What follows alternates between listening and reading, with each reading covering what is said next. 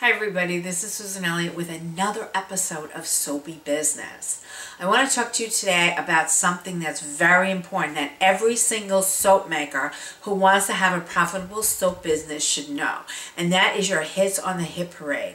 Every soap business has a soap or a scrub or a body butter, something that sells out all the time, something that customers just fall in love with. And most of the time it's things that people already know from other resources. So don't think that you have to do the most unique scents in the world to get people into your soap business. You give them a good product that they know from other places and they will come back to you in droves. One of my hits was a 4 butter vanilla that started out as a cold process soap, but I couldn't keep it in stock, so it became a hot process soap. And I don't know if you can see it. The light's a little weird, and it's also faded over time. But the bottom, it's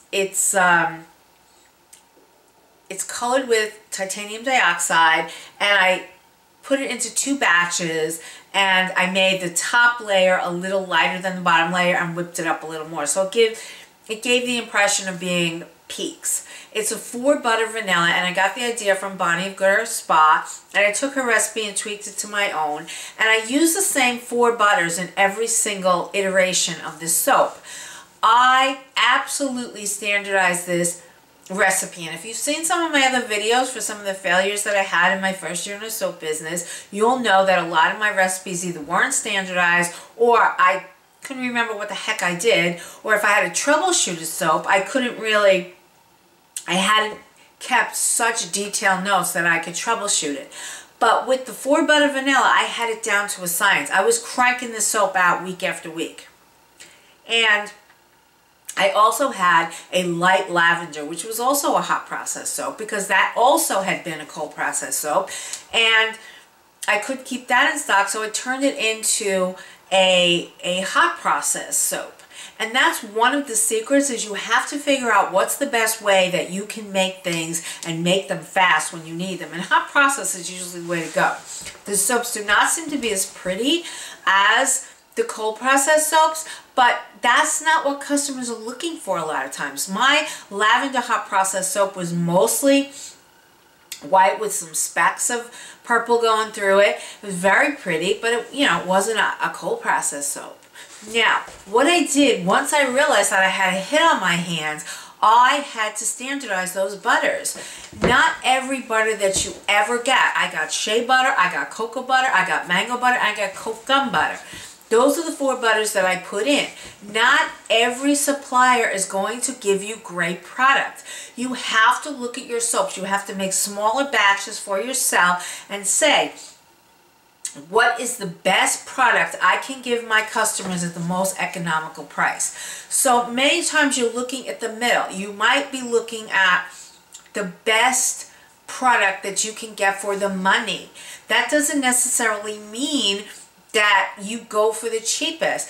Customers don't like to be fooled. If you're giving them a great creamy soap with a great scent, and in my scent videos, I talk about how to test your scents. I'm not going to go into that now. And they love your soap, and all of a sudden they get a soap and it's kind of grainy, or it's not lathering that well. They know you've changed something. They might not be sophisticated enough to figure out what that is, but they know you've changed something, and they know you're still charging them the same price for the same product that's become cheaper somehow. And they're not going to come back to you because they're not going to trust you. The way you build up customer trust is with your hits on the hit parade. You have to know what your best sellers are, and you have to remain true to those best sellers. You have to scope out all your suppliers. You have to test them in small batches, and you have to deliver to your customers the very best product that you can. If you do this, if you have all your costs in line, and I talk about this in other videos, how to price and how to cost out your soaps. But with the hits on the hit parade, it's so important. I absolutely emphasize there's 4 butters in here. These are very expensive. Now, if the price of cocoa butter just goes through the roof, I'm not going to pass that on to my customers unless it's, 6 months and it's still going up and I'm losing money. You cannot lose money on your hits. You have to have your hits stable as possible, but that doesn't mean sacrificing your own profits at, the cost of your customers being loyal.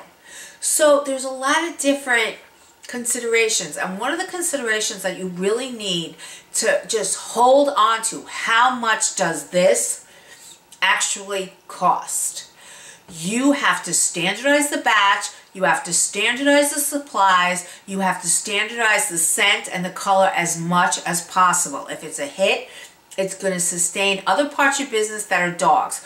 When you figure out your pricing, and I'm going to talk about this in other videos, one of the considerations is many pricing models are based on you selling everything out.